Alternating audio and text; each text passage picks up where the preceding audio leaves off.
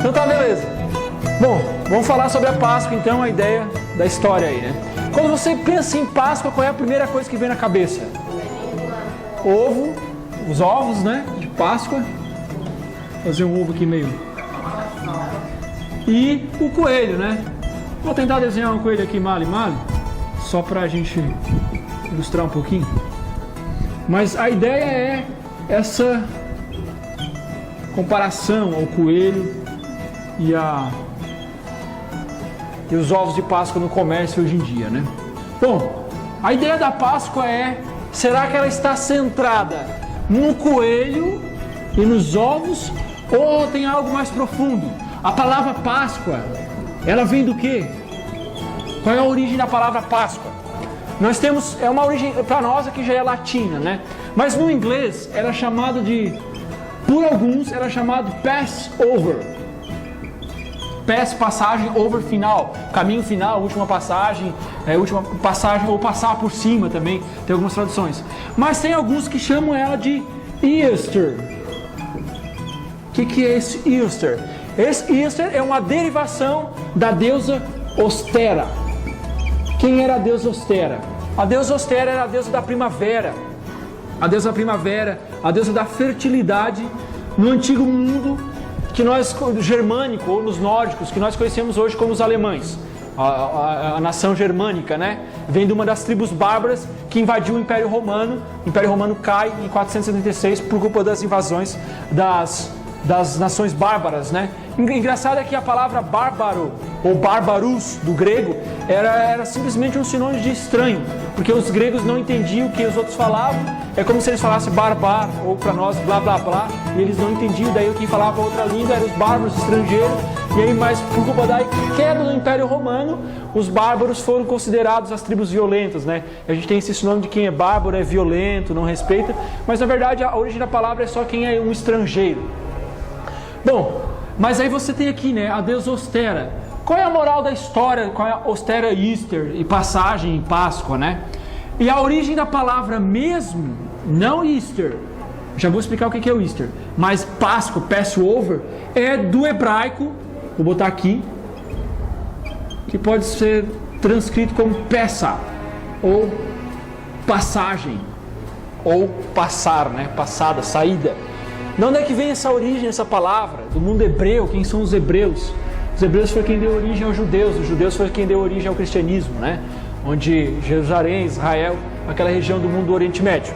Só que olha só, de onde é que vem o coelho e os ovos? Tem a ver com a deusa Ostera, a cerimônia de Easter, né? Só que quando que foi comemorada a primeira Páscoa no mundo? Vocês têm ideia? O ano é meio difícil de saber, mas quem comemorou, de onde foi comemorado?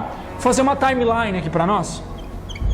Tá? Dos nossos dias 2015, certo? O ano que nós estamos. Atualidade, consumismo, capitalismo, publicidade a todo vapor.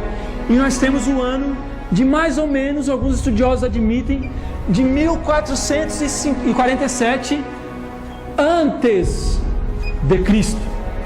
E aí você tem Cristo morrendo no ano 33 da nossa era. Ele nasceu no ano 0, né? E aí você vai diminuindo até aqui, e daqui do ano 0 em diante você vai aumentando. Então, 1447 até 2015, você tem mais ou menos 3.300, notei aqui que é muita data na minha cabeça. Isso, 3.400 na verdade. 3.462 anos desde a comemoração da primeira Páscoa. E onde foi comemorada a primeira Páscoa? No Egito. Quem comemorou a primeira Páscoa? Os egípcios? Os egípcios? Não, os hebreus. Quem são os hebreus? Hebreus. Nessa época, os hebreus eram escravos do Egito. Os hebreus vão dar origem aos judeus. Os judeus vão dar origem a Jerusalém, estado de Israel, e nesse período vai nascer o cristianismo lá em Israel, com a difusão do Evangelho ou da vinda do Messias, da propagação da ideia de que Cristo veio e morreu pelos apóstolos, né? A era cristã começa depois da morte e ressurreição de Cristo. Bom, nessas alturas os hebreus, 1447 anos antes de Cristo, eles eram os escravos no Egito. E saiu o filme agora, em dezembro do ano passado, Êxodos, né? Entre deuses e reis, contando essa história. Quando você lembra de Moisés, que na verdade o nome vem de Mose, que é um nome egípcio. Por exemplo, você tem um faraó que se chamava Tutmose. Tut é Tot, né? É o deus, a deusa lua, o deus da lua. Mose é nascido, quer dizer, é um verbo egípcio, quer dizer nascido dele ou nasceu. Então, é aquele que nasceu da lua ou nasceu o deus lua, né? Aí você tem Ra-Mose, que era um faraó. Ra era o deus sol, nascido do sol ou nasceu o deus sol, né? Moisés, na verdade que foi traduzido como Moisés, na sua origem é só Mose. Por que não existe, só existe o verbo nasceu, deu, nasceu, ou nascido, né? E não existe uma outra conjunção, uma ligação. Os egípcios tinham essa cultura. E Moisés, ele estava na descendência real do Egito. Inclusive nessa época aqui, era a época da 18ª dinastia dos egípcios e os faraós. E houve uma grande revolução no Egito antes de Moisés. Por quê? Porque no Egito, vários povos dominaram a nação. Assim como Babilônia, quando ela surgiu Babilônia, depois Alexandre o Grande foi lá, invadiu Babilônia, e Babilônia se tornou a capital da Grécia. Teve os Medo-Persas também, que antes da Grécia, e depois Roma, que acabou invadindo, né, dominando Babilônia também, dominando as regiões, mas a capital de Roma, do Império Romano, acabou sendo Roma, na Itália mesmo, né? Mas tem todas essas questões. E alguns dos grupos que dominaram o Egito foram os chamados Ixos. Ixos, acho que é assim que se escreve, se não me engano. Ixos, e esses são os caras que levaram o cavalo. Quando a gente vê aquelas bigas egípcias que o faraó andava, que era só aquele carrinho, né? Quem traz os cavalos para o Egito eram os Ixos. Os egípcios não conheciam. Os Ixos trazem a cerâmica, boa parte da música egípcia vai se consolidar com os Ixos. E várias coisas da cultura que nós conhecemos com os egípcios hoje foi graças aos Ixos. Os historiadores dizem que eles modernizaram a nação egípcia. Só que nesse período da história, os Ixos que tinham invadido o Egito não tinham sangue real. Eles não eram da nação egípcia naturais, eles dominaram o império. E aí, a capital do Egito era considerada nessa época como Tebas. E nessa época, o que vai acontecer? Um cara chamado Amós também é um codinome do deus Lua, também é nascido da Lua, o deus Lua nasceu, né? Ele vai reunir o seu exército de Tebas para invadir o Egito e tomar o Egito dos Ixos. E vai botar todo mundo para correr nessa época. E aí, esse Amós, ele era de linhagem real, que eles viviam afastados, né? E quando acontece isso, para ele manter a linhagem real, sabe o que ele faz? O Amós, ele vai casar com a sua irmã. E vai ter um filho com a sua irmã. E uma filha, um filho e uma filha. Desses dois filhos, ele vai fazer os dois irmãos casarem. E aí vai nascer o Tutmose primeiro, depois o Tutmose segundo e depois o Tutmose terceiro. Dessa linhagem, vou reunir aqui e resumir bem, porque aconteceu uma grande bagunça, houve traições, nasceram filhos bastardos, filhos da linhagem e filhos da não linhagem, com outras pessoas. Quando nascem esses caras aqui, nessa época aqui, surge a primeira mulher e a única mulher que vai ser um faraó no Egito. Essa mulher se chamava Hatshepsut. É a única mulher em posição faraônica. Dessa forma, os faraós eram enterrados assim ou assim. Eles encontraram ela enterrada, depois foram cavar a história dela e acharam essa múmia. E essa múmia era a descendência direta do Amós, ela era neta. E era a única que tinha ainda o sangue real. E ela queria, porque queria ter um filho homem para poder continuar passando a linhagem, para a linhagem não se perder. Por quê? Porque o Amós disse, nós perdemos o Egito, porque pessoas que não têm nosso sangue invadiram o Egito, os Ixos. Então, preservem a linhagem da família. E ela se lembrou disso. E estava se perdendo a linhagem pela descendência dos homens. As mulheres continuaram sendo fiéis na linhagem sanguínea egípcia. Só que o que acontece? O marido dela trai ela tem um filho com o marido que nasce uma filha e ela morre, e o marido que trai tem uma filha com a amante, nasce um homem, o filho nasce um homem. Quando o esposo dela, que é o Tutmose III, morre, quem tem que assumir? O filho. Ela não deixa o filho assumir e ela assume, como a única mulher, como faraó no Egito. Aí você pode falar, não, mas Cleópatra foi Não, Cleópatra foi a rainha do Egito. É diferente de ser rainha e ter um título faraônico. Os faraós, eles acreditavam que eles nasciam de deuses, eles eram uma coisa totalmente diferente. Tanto é que, quando você procura Hatshepsut no Google, você vai achar fotos e esfinges dela com o rosto de mulher e com um cafanhaque, aquela barba do faraó aqui. Tem todo aquele turbante com a serpente, ela tem traços de mulher, ela tem seios, mas ela tem a barba postiça. Porque para ela ser um faraó, um imperador do Egito, ela tinha que se vestir como homens, e às vezes em audiências públicas, em questões políticas do Egito. Só que como a filha dela morre, e o filho bastardo é do esposo dela com uma amante, que não tem sangue real, ela quer muito ter um filho. Aí sabe o que acontece? Ela adota uma criança. Ela acha essa criança onde? No rio Nilo. E quem sabe já leu o livro de Êxodos, sabe que Moisés foi colocado pela sua mãe numa cestinha e foi colocado no rio Nilo. E aí essa é a mulher que está se banhando no rio Nilo, porque o rio Nilo era o quê? Era o deus da fertilidade, da vida, porque o Egito dependia do nascimento, de tudo, da agricultura, era o rio Nilo. Ele era o deus da vida, da fertilidade, da agricultura, né? E nada melhor para pedir aos deuses por um filho homem do que no próprio rio Nilo. E ela acha uma criança boiando, né? Por isso Mose, que é nascido de... As pessoas... Existe uma hipótese, não dá para ser comprovada, mas talvez o nome original de Moisés era Rap-Mose, como os faraós, Tutmose, nascido da lua, Ramose, nascido do sol, Rap-Mose, nascido do Nilo, ou nasceu o deus Nilo.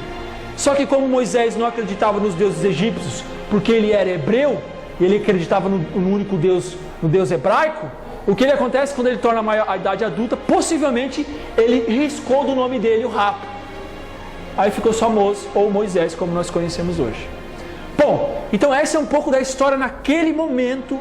Esse é um contexto histórico do que estava acontecendo no Egito naquela época. Ah, detalhe, e ela só assume como faraó porque o esposo dela morre, o Tutmose III morre, era para assumir o filho bastardo, ela não deixa, mas ela tinha Moisés. Mas por que Moisés não assume? Se nessa época, possivelmente ele tinha cerca de 40 anos. Porque nessa época foi quando ele matou um soldado egípcio e ele teve que fugir para o deserto. Ele fugiu da nação, ele perdeu todo o trono, ele perdeu toda a descendência porque ele matou um soldado da sua própria nação, né? Porque estava maltratando um escravo hebreu e ele foge. Justamente porque ele foge, o esposo dela morre, ela não deixa o filho bastardo herdar o trono, só existe quem para herdar. Moisés não está mais, tem que ser ela. Então ela assume como faraó nessa época da história. Por isso é a única mulher que assume. Porque não tinha nenhum herdeiro e ela queria manter a linhagem real, né? Ela não queria perder o Egito de novo para pessoas estrangeiras, como os Ixos dominaram antes, lá no avô dela, que é o Amós, que voltou, restituiu, né? Bom, aí Moisés foge aos 40 anos, ele vai passar 40 anos no deserto e depois vai acontecer o que os hebreus dizem de o chamado. Ele vai ser chamado pelo Deus hebraico numa sarça ardente, um arbusto começa a pegar fogo e o fogo não queima, e dali ele escuta uma voz e Deus hebraico vai falar com ele e vai chamar ele para libertar o povo de Israel. E aí começa a cair as pragas. Por quê? Porque Moisés ele volta. Quando ele volta, 40 anos depois, Hatshepsut já havia morrido. Ela reinou por 18 anos. Só por 18 anos. Quando ela morre, quem assume? O filho bastardo que ela quis tirar. Que é, se eu não me engano, o Tutmose IV, eu acho. Que o esposo dela é o terceiro. Ele assume. Sabe o que ele faz quando ele assume? Como a mãe dele usurpou o trono, não deixou ele assumir, ele começa, depois de 18 anos, a tentar apagar toda a história da mãe. Então, tem imagens de desenhos egípcios com Deus Ra e Ísis ou Osíris, os dois dando uma bênção sobre um faraó no meio. E as imagens ainda dá de ver a pintura, e o do meio tu vê que foi lapidado, pegaram a talhadeira e lascaram tudo na parede. Só tem uma silhueta. Por quê? Isso era no templo dela. Depois dos 18 anos. Ele tentou apagar toda a história dela. Tem várias esfinges dela que ele destruiu o nome embaixo e tentou botar o nome do pai, Tutmose III.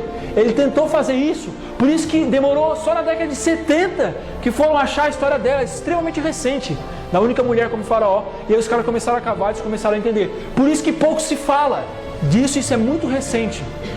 E por isso que pouco se fala da história do Egito com os hebreus e a fuga. Só que quando ela morre, depois de 18 anos, depois de 40 anos, ela reinou por 18 anos, Moisés fugiu aos 40 anos, e ele vai voltar para o Egito aos 80. Então são 40 anos depois da fuga. Quando ele volta, quem está reinando? Tutmose IV, o filho bastardo dela, o irmão, teoricamente, de Moisés, dessa época, o irmão adotivo, né? E aí esse é o faraó que Moisés o filme vai trazer como Ramsés, tem outros que debatem algumas coisas assim, mas historicamente isso aqui é uma coisa bem recente, tem prova para tudo isso. Possivelmente seria Tutmose IV. E aí vai haver o debate, né? O que Moisés quer? Ele quer libertar o povo hebreu que está como escravo no Egito por quase 430 anos já ali. Para ele libertar esse povo, ele precisa pedir para o faraó. O faraó não deixa. E aí começam as disputas, e aí começam a cair as pragas. Só que o que acontece é o seguinte, existe um paralelo bem interessante. Todas as 10 pragas do Egito, elas caem em deuses egípcios. O rio se tornou em sangue. Qual foi o rio que se tornou em sangue? Foi o rio Nilo, porque Nilo era o Deus da vida. E aí por que os peixes morrem no rio? Porque na verdade o Deus hebreu está dizendo, vocês acreditam que Nilo é o Deus da vida, mas eu sou o Deus da vida e o Deus da morte. E se o Nilo para vocês é o Deus da vida, eu vou matar o Deus de vocês. Então na verdade existia um paralelismo que o Deus hebreu estava tentando mostrar para o Egito que não eram aqueles deuses que eram verdadeiros, mas era ele que tinha o poder sobre aquelas coisas que ele adorava. Então eles adoravam o Deus Ra, que era o Deus Sol. Houve uma das pragas que ficou tudo escuro, o sol não nasceu por 3 dias. E aí tem todas essas descrições, né? Sabe o que é mais louco na história mesmo? É que a maioria dos críticos que não acreditam nessa história, eles diziam até 1902 da nossa era, eles diziam que tudo isso era mentira, eram mitos, igual os deuses gregos. Só que em 1902 eles já acharam um pergaminho chamado pergaminho de Ipuwer. Você pode pesquisar no Google. Ipuwer era um escriba egípcio. E sabe o que está nesse pergaminho? Toda a descrição das pragas que aconteceram no Egito. Era um egípcio que viveu naquela época e ele viu as coisas acontecendo. E tem a tradução, gente, você compara os escritos de Ipuwer com a descrição do Êxodo, é muito semelhante. O Êxodo fala que o sol se escureceu por 3 dias. E Ipuwer fala que teve um período que não amanheceu, era todos treva. Ele fala que o Nilo, as nossas águas, fediam como as tumbas. Quando os hebreus saíram do Egito, o Egito deu muita joia, muito ouro. Eles pediram, os egípcios deram para se livrar mesmo da última praga, que é o que eu já vou falar aqui para entrar na Páscoa. Mas na descrição do Ipuwer ele fala que as nossas joias eram colocadas sobre os pescoços das servas e das escravas. Há várias descrições, era uma testemunha ocular, alguém fora dos escritos judaicos, fora do Antigo Testamento, de fora, um egípcio, nativo da nação, dizendo um relato extremamente semelhante, o qual está escrito no livro do Êxodo. Aí os caras que até 1902 não acreditavam, diziam que era mito, daí agora eles dizem, tudo bem, pode ser que as pragas aconteceram, mas não foi operação divina, deve ter sido alguma manifestação da natureza. Então você percebe, quando alguém não quer acreditar numa coisa, não adianta. As pessoas... A verdade, ou ela te ilumina ou ela te endurece, né? Bom, daí nesse contexto das pragas, existe a última praga. Qual é a última praga? É a praga da morte. A morte dos primogênitos. Gênito, aquele que é gerado. Primo, primeiro. O primeiro gerado. Quem é o primeiro gerado? É o filho mais velho. Por que o filho mais velho? Por exemplo, eu sou um faraó e nasce meu primeiro filho. Não interessa se eu tiver 3, 4 filhos depois.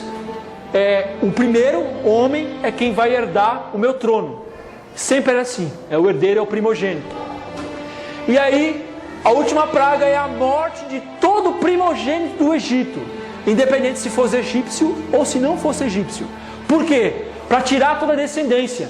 O Deus Hebreus queria que pegasse sua descendência e tirar como escravo, o Egito não queria dar, então peraí, então eu vou tirar a descendência de vocês também, mais ou menos assim, né? Esse paralelismo. Não que o Deus Hebreu fosse vingativo, na verdade, tudo poderia ter sido se resolvido na primeira vez que Moisés se apresentou para Tutmos IV, mas ele teimoso não quis, então ele, por culpa do próprio faraó, as coisas se complicaram, né? Detalhe, para o contexto judaico, hebreu, a morte é considerada como um sono. Não houve uma matança criminosa ou brutal. Na verdade, na noite que eles vão sair, todos os primogênitos estavam dormindo, todo mundo estava dormindo e eles simplesmente não acordaram. Todos eles continuaram dormindo. A morte, no conceito judaico-cristão, ela é considerada como um sono. Na verdade, se você é cristão, você tem que entender que a morte é um sono, que a alma não é imortal e que não existe nenhum tipo de espírito vagando por aí. Isso não tem nada a ver com o cristianismo, isso tem a ver com o espiritismo, que surge lá em 1800, na nossa era, ali nos Estados Unidos, com as irmãs Catarina e Margaret Fox, as batidas nas portas, nas paredes. Então é um outro contexto. A alma é mortal e a morte é um sono. Então, na verdade, todo primogênito, eles passaram a dormir nesse período, né? E o que acontece? Para que os primogênitos dos hebreus não morram, Deus pediu uma coisa, o Deus hebraico. Pediu que Moisés sacrificasse um cordeiro, degolasse o cordeiro, tirasse o sangue do cordeiro, colocasse numa tigela. O cordeiro teria que ser limpo, a carne fosse assada e eles iam comer aquela carne com pães sem fermento, pão de trigo sem fermento e com ervas amargas. E o sangue daquele cordeiro era para ser pegado e passado no umbral da porta, que é a lateral, a parte de cima e a outra lateral, do lado de fora da casa.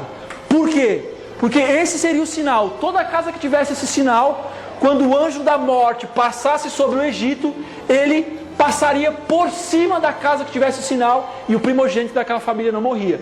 Por isso a origem da palavra Pessa, ou Páscoa, Passover, passar por cima. Porque o anjo da morte passou por cima da casa de quem tinha o sinal do cordeiro e não dormiram, os primogênitos não dormiram. Então, e o símbolo do cordeiro era um símbolo de liberdade. Alguém morreria no lugar do primogênito. Quem morreu? O cordeiro. O sangue é um símbolo da vida. Pela vida do cordeiro, a vida dos primogênitos foi preservada. O pão, a erva amarga, era para lembrar o sofrimento de escravidão no Egito. E o pão sem fermento e o cordeiro assado era uma comemoração da libertação da escravidão do Egito. Então esse é o resumo da Páscoa. O que é a Páscoa? A Páscoa nunca teve a ver com coelho nem ovos. A Páscoa é a passagem do Egito para a liberdade, a passagem do anjo da morte por cima da casa de quem tinha o sinal do sangue do cordeiro. E a Páscoa, sobretudo, é um símbolo de liberdade da escravidão egípcia. Essa é a origem da Páscoa. Não tem nada a ver com isso. O que isso aqui tem a ver? Isso tem a ver com Easter, que é uma adoração à deusa Ostera. E aí eu já vou comentar algumas coisas para vocês.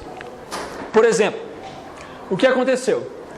Quando você vai estudar a história do cristianismo, aconteceu várias coisas, né? Depois da saída do Egito, eles caminham 40 anos no deserto, vão entrar na Canaã, vai surgir a nação judaica, vai construir Israel, Jerusalém, toda aquela descendência no Oriente Médio, né? Só para fazer um mapa mundi aqui para a gente exemplificar um pouco. Aqui nós temos a América Latina, certo? Aqui nós temos os Estados Unidos da América, em cima de nós. Deixa eu apagar uma partezinha do coelho aqui. Aqui no outro lado você tem a Europa, beleza? Você tem o Mar Mediterrâneo, a Itália, que é a bota, né? Aquele desenho da bota, o Mar Mediterrâneo. Aqui você desce, tem a África, continente africano. E aqui tem outras partes do mundo, tem a ilha, a Austrália, etc. Tal, a parte oriental, né? Ásia, Japão e tal. Turquia, Rússia, aqui para cima. Então olha só, na época de Cristo, agora nós já estamos em Cristo, passamos 447 anos depois. Qual era o império que dominava na época de Cristo? A supernação do mundo. Na época de Moisés era Egito. Nessa época é Roma, certo? Qual é a capital de Roma? A Itália. Onde ficava o Egito?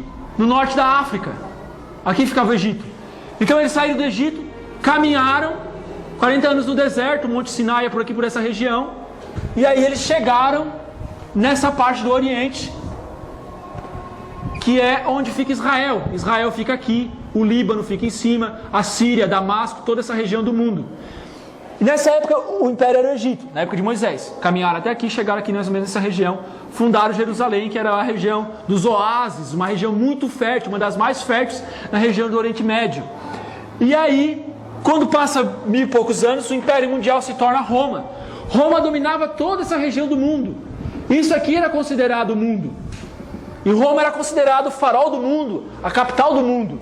Tanto é que, quando você pega um texto do Evangelho de Mateus e fala, vós sois a luz do mundo, quando Cristo falou isso, ele estava fazendo um paralelo com o Império Romano, porque Roma era a luz do mundo, era considerado como o farol do mundo. E ele quis dizer, não é Roma, vocês são a luz do mundo, né? Foi um paralelo que ele fez nesse momento aqui.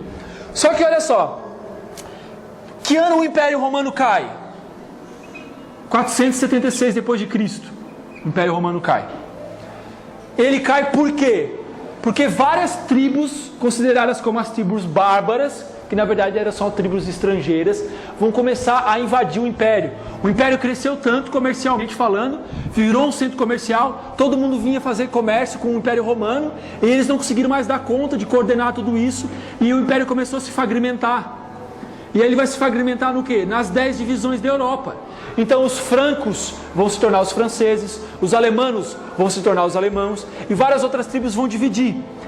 Como o Império se divide, no ano 476, qual era a religião de Roma? Era um cristianismo paganizado. O que é isso?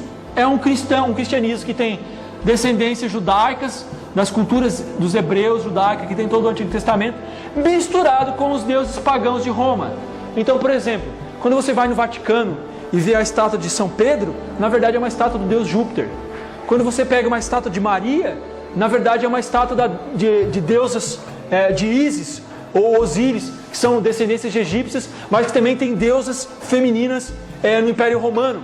Na verdade, você vê uma miscigenação de várias culturas. Os romanos tinham a ideia de que, para mim dominar um povo, eu preciso adorar melhor os deuses. Então, quando eles foram invadir a Grécia, eles foram lá e adoraram todos os deuses gregos, porque eles acreditavam que os deuses gregos, se fosse mais adorado por eles, dariam a Grécia para eles. E quando eles dominaram o Império Cristão, eles decidiram absorver essa ideia do cristianismo também, porque o cristianismo estava dividindo o Império.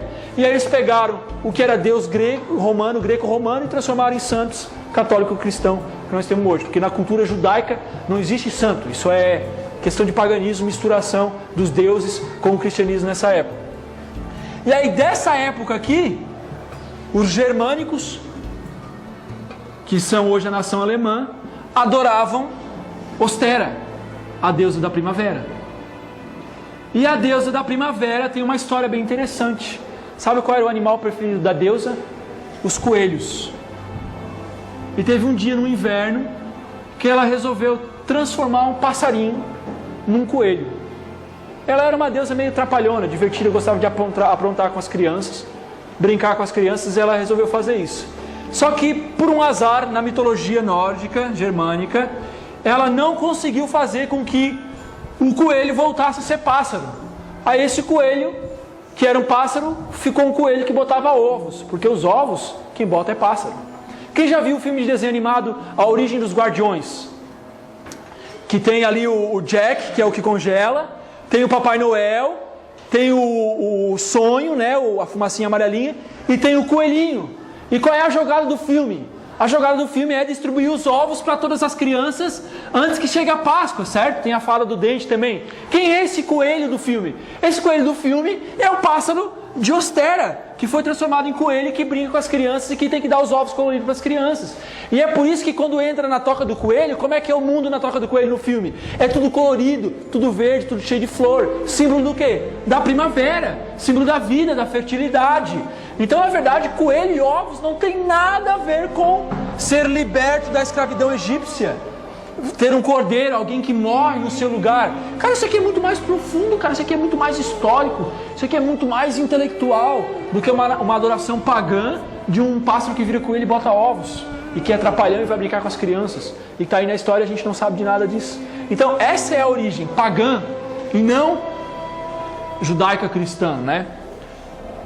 Só que o que é mais louco ainda, mais profundo se pensar é: você já se perguntou por que você vai na missa? E o padre fala: Eis o Cordeiro de Deus que tira o pecado do mundo. E ninguém sabe o que o padre está falando.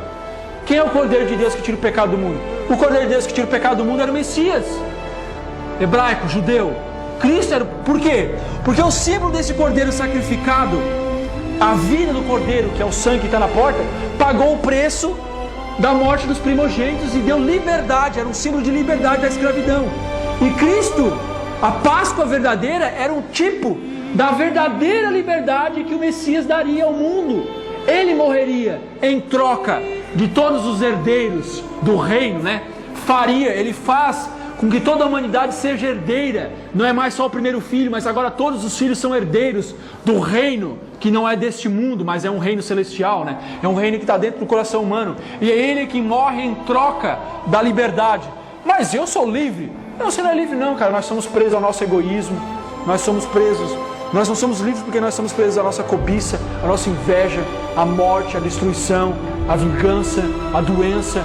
Essa é a liberdade que ele veio dar. Esse é o reino, né? Fazer com que todos sejam primogênitos, todos tenham direito ao trono. E esse é o símbolo da Páscoa. Não tem nada a ver com coelho, cara. Não tem nada a ver com ovos de Páscoa. Só que quando a gente chega agora em 2015, quando você entra no mercado, que está na época de Páscoa, o que você vê lá? Você vê aquela coisa louca que você entra debaixo. Eu não consigo entrar debaixo porque eu bato a cabeça lá, né? Mas quem é menor, se olhar para cima, vai ver o fundo do ovo. O que vai estar no fundo do ovo? Vai estar a cara do Homem-Aranha, vai estar a cara do Monster High, vai estar a cara do Hot Wheels, vai estar a cara dos Vingadores. Só que o que é mais interessante é que em 13 de março do ano passado, de 2014, o governo, o Conselho Nacional de Direitos da Criança e do Adolescente, promulgou uma lei, um edito, que considera ofensiva toda e qualquer publicidade voltada para criança e para adolescente.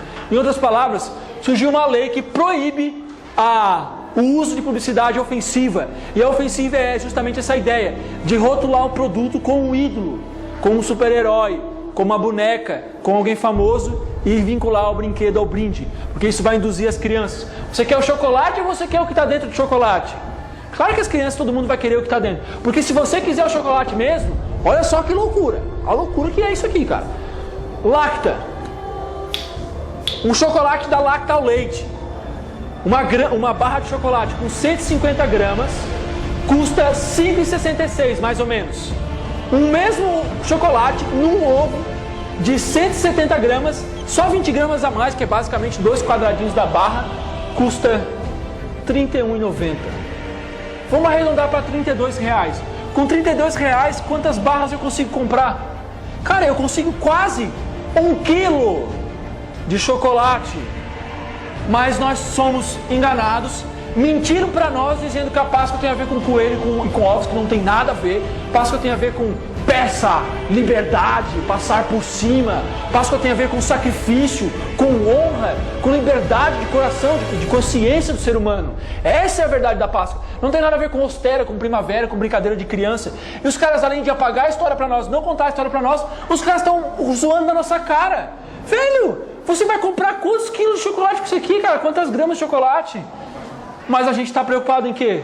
No brinquedo. A gente está preocupado no coelhinho, na distração, né? Então os caras estão mentindo para nós, estão burlando uma lei do país. Por quê? Porque não tem fiscalização, o governo não está trabalhando em cima disso, então as empresas não se sentem preocupadas com isso, e eles estão brincando com a nossa cara, zoando com a publicidade, né? Que é a ideia de fazer você comprar o que você não precisa com dinheiro com o que você não tem. E aí a gente está lá brigando com o pai e com a mãe porque não ganhou ovo de chocolate. Cara, se você quer chocolate, compra uma barra. É mais barato. Pede, mãe, pega aí os R$ 30 que você vai comprar e compra 1 quilo de chocolate pra mim. Primeiro que eu também vou ficar até louco, menino, 1 quilo de chocolate. Mas é a real, cara, é a real. Essa é a real, né? Então, resumindo tudo, a história é essa, cara. Quando a história é apagada, a população é manipulada. Essa é a história da Páscoa. O verdadeiro significado é isso. Não isso. Isso aqui é mero capitalismo, consumismo, né? Uma adoração pagã sendo usada para fazer a gente de trouxa e comprar o que não precisa com o dinheiro que nós não temos. Fechou?